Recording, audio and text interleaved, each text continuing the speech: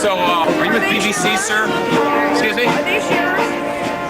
No, they're kind of community property. She could have a Closed fist?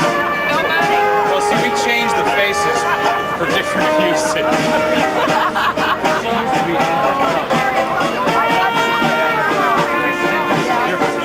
I see.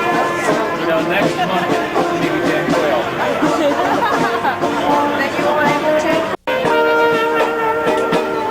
How about this? Beats Sesame Street, doesn't it?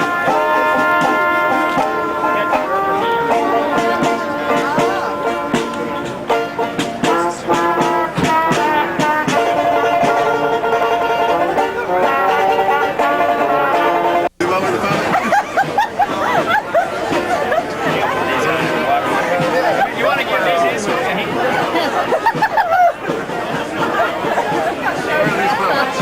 They're over here. We need. Right there's Danny.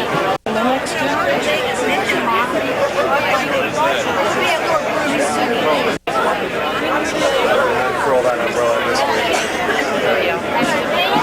I'm sorry. Oh, no problem. How you doing?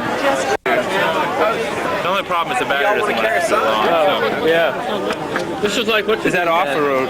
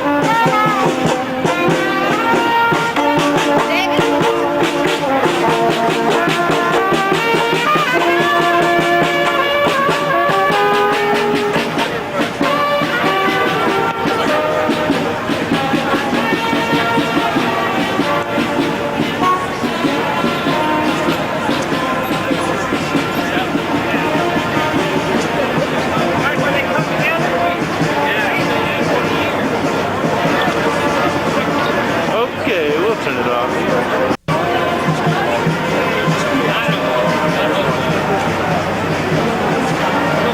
No news is good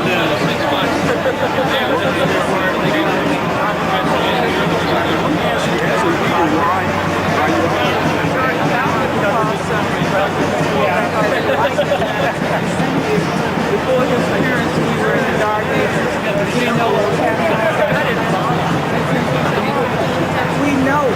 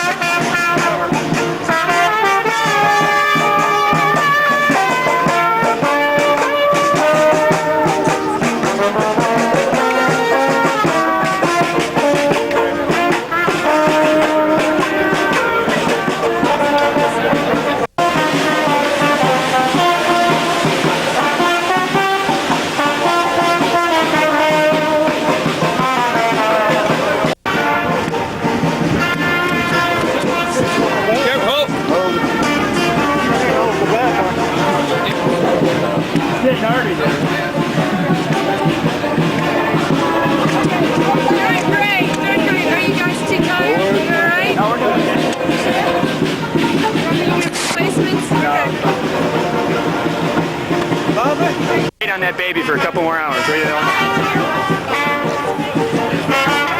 We'll have the birth after the burial. Beautiful, beautiful. How's everybody doing? Okay?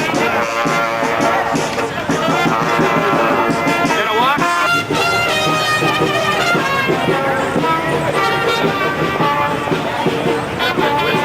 Can't hold it still. You got to go.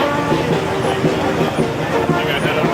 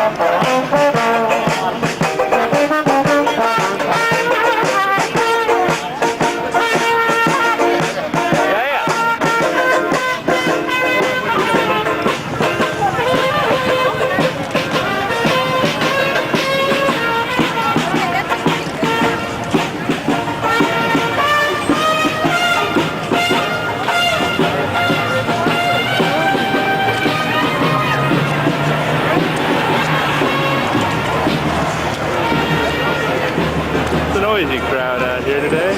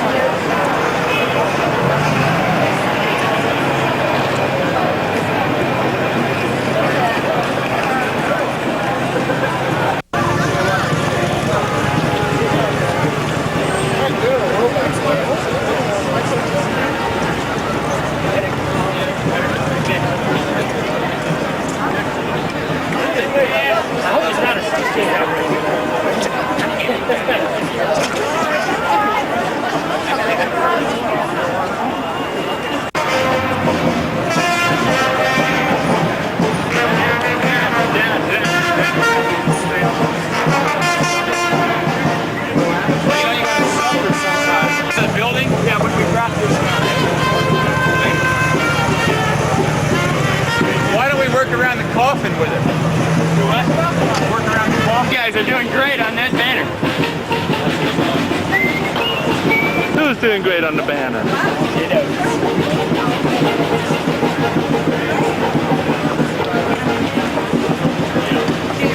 Yeah. When we get them here, we're gonna put the coffin on it. They're gonna do the column and we'll cross things.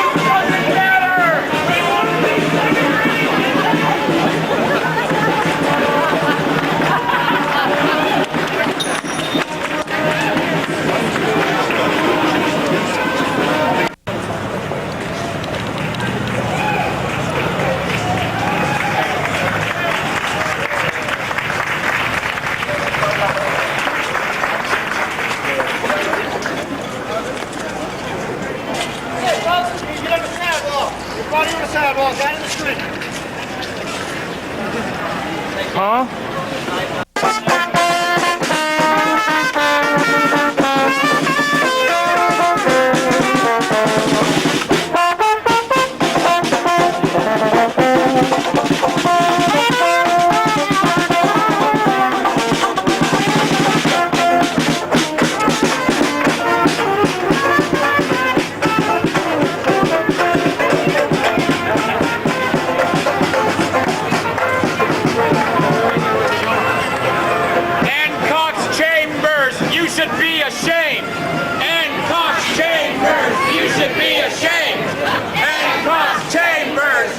be ashamed.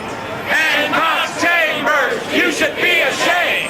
Hancock's Chambers, you should be ashamed. Hancock's Chambers, you should be ashamed. Hancock's Chambers, you should be ashamed.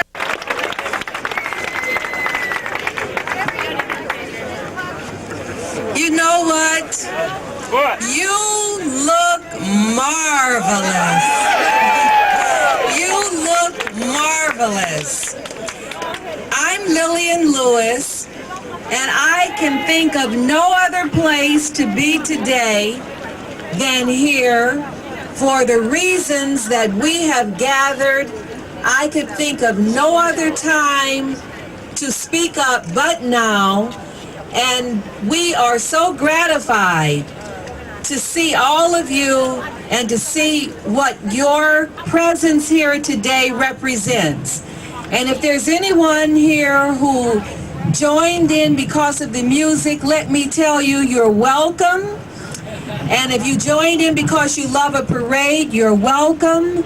And let me also tell you that those of us who put our names and stood up on the side for Bill Kovach, we are happy you are here with us because we stand today, we feel assured, representing the 670-some thousand subscribers of the Atlanta Constitution Journal, representing the millions of people worldwide who admire and respond to excellence. We stand today because for a brief moment, all too short, we had in this town, at this corporation, an individual who was not willing to fall back on the easy stand of managing the news, who was willing to accept the slogan of covering Dixie like the dew. And I thought about that. You know, dew settles very lightly on items. It settles very lightly early morning when people aren't aroused and around, and by noonday, it's gone. It has evaporated. But this man, Bill Kovach, came in and said, yes, there is an aesthetic to dew, but what is under the dew? Let's turn the rocks over without fear or favor, and let's the people know what is happening. They can handle information. We were treated intelligently, and we were treated openly, and as we all know, in the past few months, we have learned things about our corporate citizens that have not always been smiling and pleasing, but that's the reality of life. I can remember when it was announced that Bill Kovach was coming to Atlanta, my husband, Representative John Lewis, said to me, this is the time that Atlanta should be out shouting because Bill Kovach and the team that he can assemble represents the quality of which we have not seen in many, many, many, many days. And so we stand today and we say that we are grateful, most of us, myself included, until my husband explained to me about an editor and a publisher. I just, was out there. But the way he gave me the example, he said, imagine someone who goes out into the deep of the waters, and you don't always see that swimmer, but the motion of that person goes out in waves, and it touches everything until there is disturbance and movement and a difference. And he said that having known Bill Kovach from the days of the Nashville Tennessean, when he very honestly and forthrightly and courageously covered the civil rights movement, He was just thrilled, and I became as thrilled knowing that Bill Kovach was in my town and we were going to see the difference. I was telling a press person today that we live in such an ephemeral society. We throw out and throw away, and we want drive-through and drive-in. But for the first time in 23 years, we saved in my household every issue of the Democratic Party convention. We have attended conventions over the past 20 years, and we had never seen anything like it. And this is the type of journalism that we were thrilled to be a part of and to live in the city with. So we thank you again for being here. We know you know that a truly great individual was in our midst, and we still have hope. I thought about, as I close the scripture, weeping may endureth for a night, but joy will come in the morning. And it has been very sad. Many of you have said to me, and I've said to you, I feel like a death in the family. I feel very disconsolate.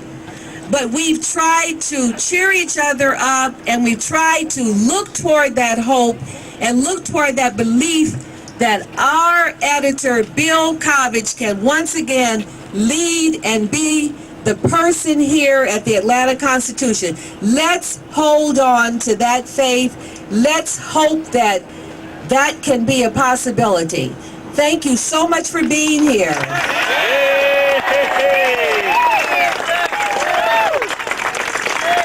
We have a few other people who are more accustomed to word speak and to beautiful words than I, and so I want to bring up for a few moments of words, Pat Conroy, the writer and novelist, Pat Conroy.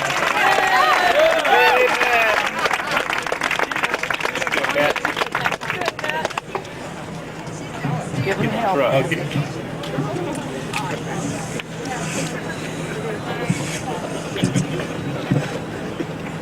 I don't have a few brief words to say. I got a lot to say. And if any of you are here for any other reason than because you want a great newspaper in Atlanta, get the hell out of here. I have tried to figure out what this was all about. I was trying to find a symbol for what the Cox newspapers represent in the city of Atlanta. Louder. And a symbol for what Bill Kovach represents in the city of Atlanta. Can I get this up, please? Okay.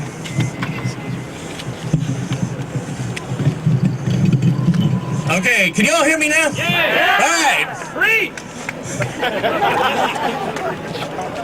I've tried to figure what all this was about. I finally got it. I have written a letter to the newspaper, the Atlanta Journal-Constitution, which will never be printed. But you will hear it. The problem in the city of Atlanta, my friends, with the Atlanta Journal-Constitution and the Cox people has two names. It is Louis Grizzard.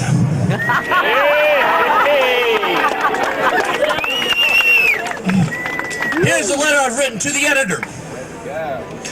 Louis Grizzard tried to buy a paid advertisement in the Atlanta Journal-Constitution, gloating over Bill Kovach's resignation as editor of that paper. I think you're guilty of censoring Louis, and I would like to protest the censoring and the silencing of the Cox newspaper chain's most famous and eloquent defender by printing the exact words of his ad. These were the words of Louis's ad that was not printed. I speak now in the voice of Louis Grizzard. Contrary to what others, including the Washington Post, Ben Bradley, might say, I think I can assure all our readers of the Atlanta Journal, the Atlanta Constitution, can survive the recent resignation of the tempestuous Bill Kovach. In fact, we might even benefit from his departure. with apologies to those who enjoy reading exhaustive series on what's doing in Africa. Atlanta Journal sports editor Furman Bisher, my hero, may have said it best when he responded to Covet's resignation with these words: "Maybe now we can get back to covering Dixie like to do." P.S. This ad cost me a bundle. Please read my new book, Louis Grizzard, author, columnist, marriage counselor, champagne expert.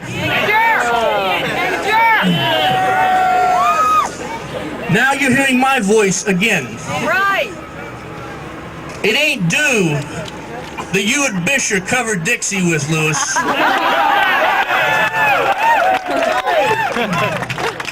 And the crops do come up fine after you two boys pass through town. It grieves me to attack a brother writer in print, but Louis, you've tried to sally forth in a realm that means a great deal to me and nothing at all to you. Journalism of the highest order. You and I come from the same part of the low-born white South, Louis. We have an extraordinary amount in common. Out of Georgia, we both sprang from lower-class families to become honored and wealthy men in our city. Both of us write about the Southern experience, and we do it with uncommon humor. The humor sweetens that dark side of the soul that both of us hide from the world. We both have a mean streak. I see parts of yours every day in the newspaper. Here's mine.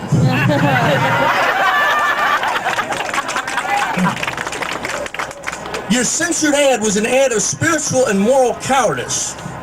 But your modest talent is based completely on cowardice. And it is why you are the perfect mouthpiece for the Cox newspaper chain.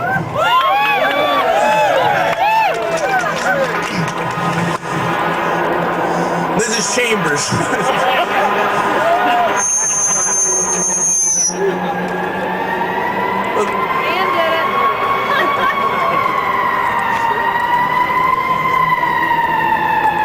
Okay, let's try again.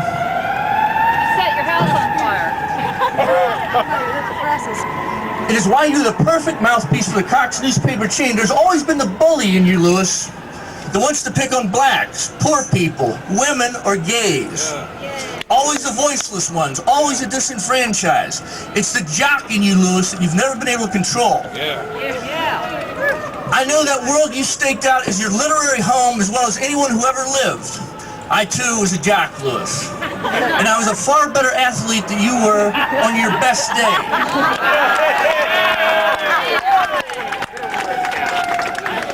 I understand the macho world, the laughter of the boys in the bar, and the snickering in the locker room better than you do. I want to put this argument in the most basic, primal terms. The ones your fans, not mine,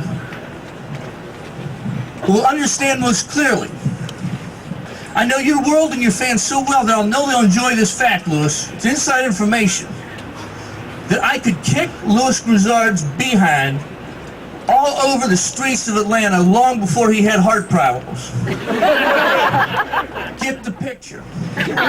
I know the territory. That is your South, Louis. The South of the Cox newspaper chain. That's the South you appeal to in your work. Your South is the one I loathe, Louis. Yay!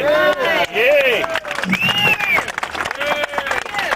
In your censored ad, you promised that there would be no more of those exhaustive series on what's doing in Africa. Another part of that series appeared yesterday. Here's a quote from it, Louis Grizzard. This summer, every child in a BA under the age of 2.5 died. I want to repeat that, Louis Grizzard. And I want our part of the world to pause over that extraordinary English sentence written in the regime of Bill Covet. This summer, every child in a BA under the age of 2.5 died. But it's not all bad, is it, Louis? Because last week the Dogs beat the Gators. Because I too am redneck. I want to translate for all your readers and for the Cox Change what you meant by the line, with apologies to those who enjoy reading exhaustive series on what's doing in Africa. Let me translate this in our shared Southern vernacular. You wrote it in code, but the translation is this: Atlanta doesn't care if niggers starve. Great! Great! Yeah. Great! It is the word nigger, Lewis, that subliminally disfigures your worth and cheapens your worth as a man.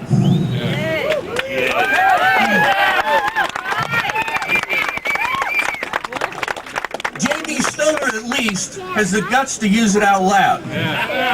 When you write about women, they are diminished, held up to contempt, despised. When you write about gays, it sickens me. Do you ever feel compassion, Lewis? Do you ever think about the loneliness of gay men and women reading one of those columns ridiculing them? Will you give any of those kids under 2.5 a single thought? The ones that died of starvation in Africa. Furman Bisher is your hero? Ever heard of Gandhi? Jesus of Nazareth, Mozart, Einstein, Babe Ruth, or Martin Luther King? Oh, I forgot. He's black.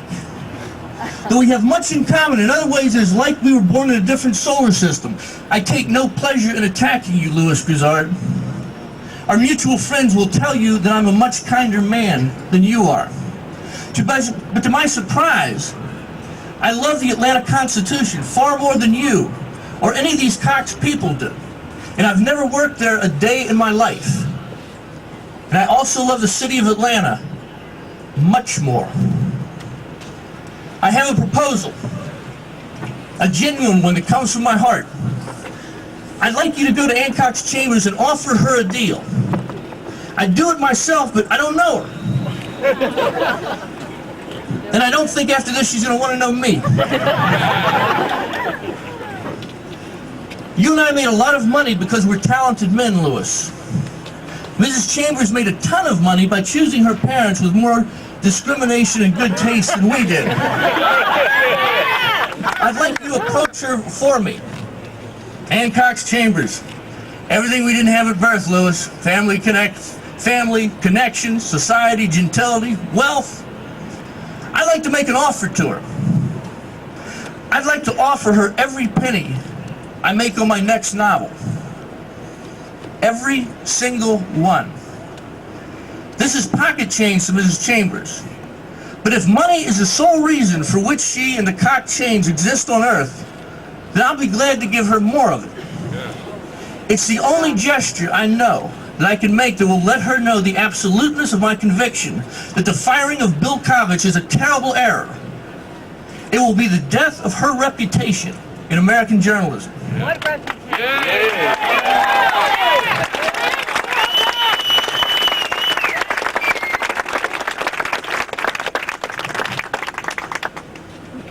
She will die a woman despised by some of the brightest people in this city, including me.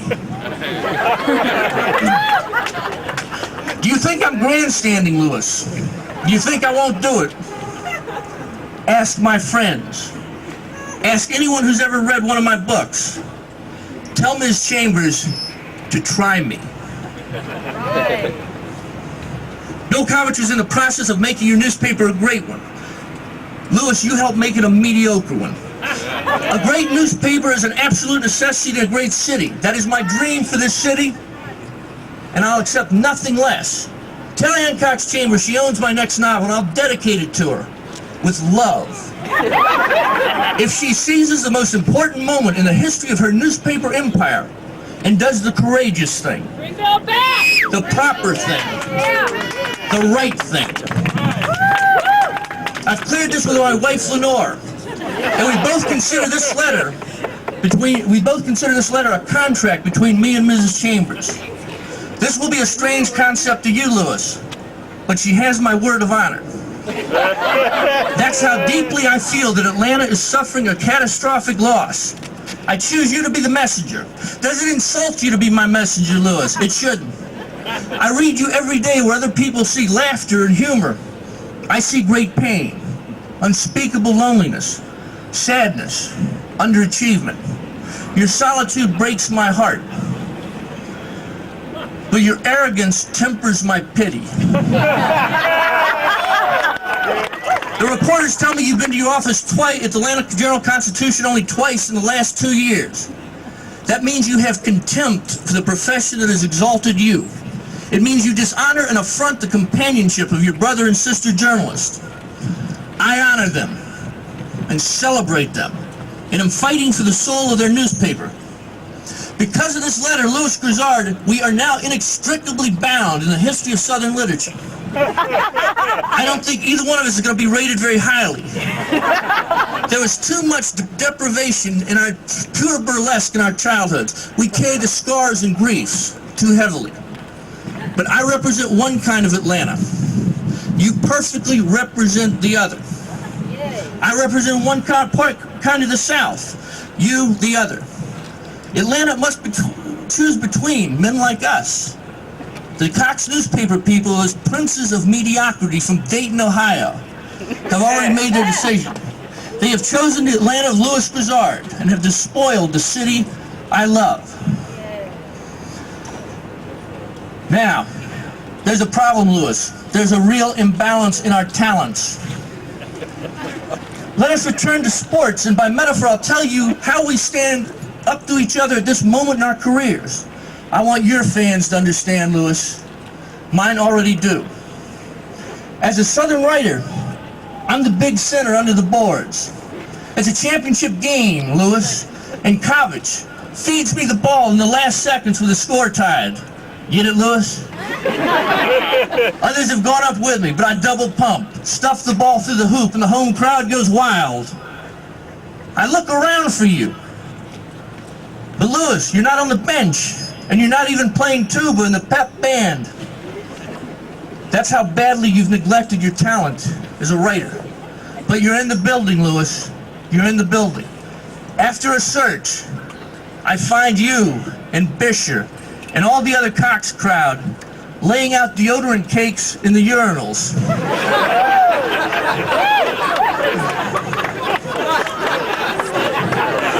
That's how I call the game at this moment in time. Your ball, Louis. Ann Cox Chambers owns my novel. I only ask her to cover herself with honor and give Bill Kovich back his job.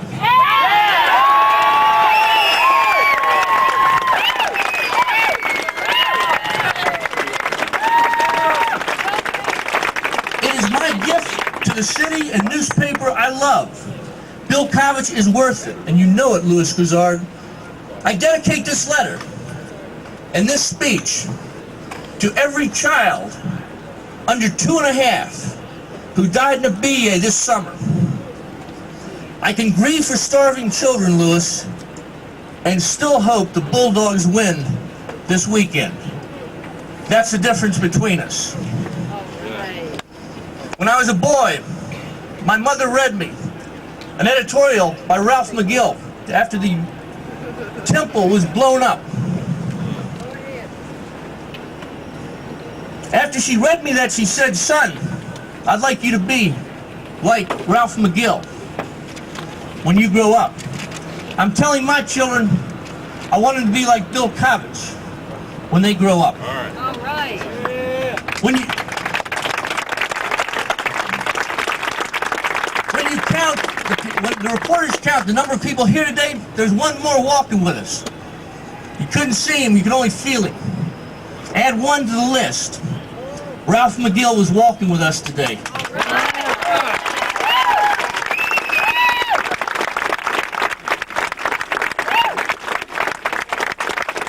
I don't know who's next.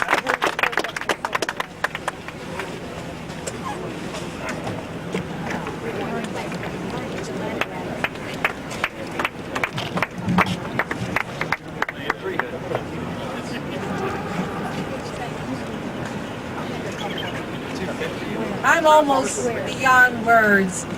I'm so gratified that Pat Conroy lives and walks among us today. It gives us the kind of spirit, because it has been very depressing that in this man, who really in a humorous way, but in a very cutting and deep and true way, led us to see that there is a difference in the anachronism of the courthouse crowd, backslapping and all of that, and moving toward the kind of character and personhood that this man represented today. Let's give him a resounding applause.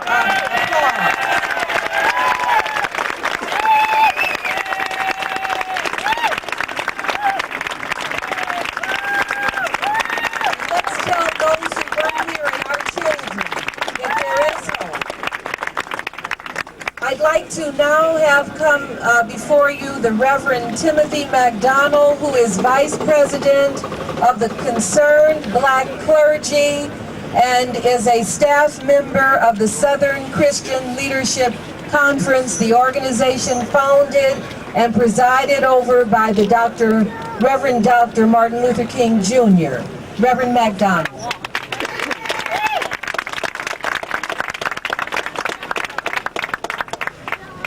My brothers and sisters, I stand before you with